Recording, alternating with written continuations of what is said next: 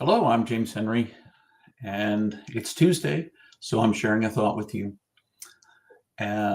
This morning, as I was sitting in my chair, I had several thoughts about a word that's familiar and yet so deep and wide that it's hard to get a hold of, and that word is grace. And speaking of grace, I want to give you some by sharing the words that I think are very important. You, whoever you are, wherever you are, listening to me, and even everyone who isn't listening in this moment, you are infinitely precious and unconditionally loved for the gift you already are. And that is just true in this universe. Everything and everyone. So I was having some thoughts this morning as I was sitting in my chair about grace. I've been thinking about it for the last week, but it kind of came to me. This is not exhaustive, but this is the way that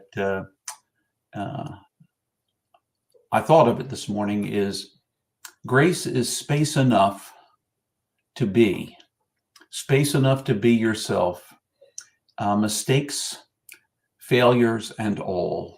That is, to me, a very simple. You could say that's not an adequate, but that's, for me, in this moment, that's what it is. I am convinced that the divine gives us space to be, not in spite of, but including our mistakes and failures. Space to be. But you know what? Despite the fact that the divine models a giving us space to be, we are pretty quick not to give space. And so it seemed like to me that was a good thing to talk about today.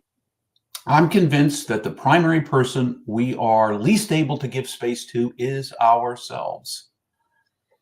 When we make mistakes, when we fail, we do not give ourselves the space to have made those mistakes, those failures, those errors in judgment.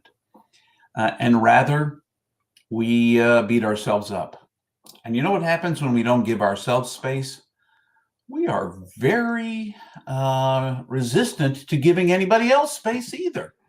I think the lack of grace for one another in our world, the lack of space, begins with me. It begins with me, with my propensity to judge somebody else because I'm already judging myself. And by not giving myself space, that's just a wonderful model. And I put wonderful in quotation marks. It's a wonderful model of how I'm not going to give anybody else space. And sometimes I'm not even aware I'm not giving myself space. So I put my stuff on someone else. Grace allows for the flow and freedom to recognize that we are all going to make mistakes. We're all going to fail.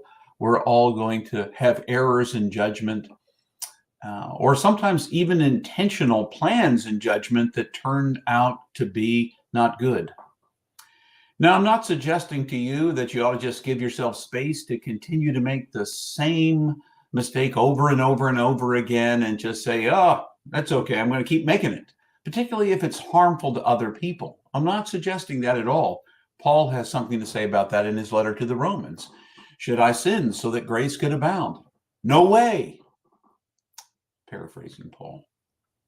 But I think that you and we should give ourselves space. I've made mistakes. Heck, I've already made some today. Allowed myself to get distracted by some things that kept me from getting at the things that needed getting at. But I'm going to give myself some space for that and try to improve and get better. Because if I dwell on that, then I'm there this morning in the chair where I was distracted by social media and other kinds of things and frustrated and let myself wander all over the place. If I get stuck there, then that's where I am. I'm not here where I'm meant to be. So I'm going to give myself space for those. Yesterday morning, I wasn't distracted. Today, I was. Who knows what tomorrow will hold? I certainly don't. So, moment by moment, giving ourselves space to be in the midst of mistakes and errors that we make and that others make as well. And trying to see through divine eyes this beautiful world that God loves, and loving it too. And that world includes you. It includes me too. So are you giving yourself space? I want you to ask yourself, take a moment. Are you giving yourself space for the mistakes, for the errors, for the failures in your life, the ones you've made today? Are you still dwelling on some of them from earlier in your life? Are you finding yourself caught by those things? Because that's not grace. That's not giving yourself space. God does. The divine does. There is divine space for you in the midst of all of that. God made you to be you and gives you space to be you and to discover who you is.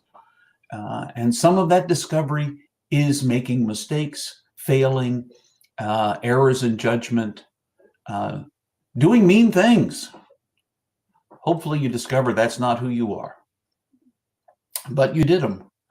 So give yourself some space, not to keep doing them with abandon, but to recognize that your failures are your failures and your mistakes are your mistakes. And that being human and limited, finite as we are, we're going to. And it's just part of being alive. So instead of beating yourself up and then channeling that onto other people as well and beating them up too, whether it's in your mind or in your words or literally, maybe make a little space, because making a little space is allowing grace to flow. That's my thought for today. That's what I've been thinking about, trying to give myself more space and especially trying to give other people more space in my life. I hope you'll give it a try as well. I certainly welcome your thoughts and reflections if you want to in any of our spaces where you can actually write, which is obviously our Facebook page and our YouTube, where our YouTube channel is. Now, we're working on eventually having that possibility of response on the front of the website as well. But until then, feel free to respond and share your own thoughts about what grace is. You can always reach out to me too if you want to talk about grace, if you think I've oversimplified it or whatever. I'm always interested in that kind of a conversation.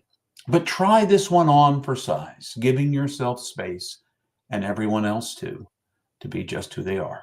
Because remember, you are infinitely precious and unconditionally loved for the gift you already are. No one can take that away from you. That's who you are. So go in love, and I will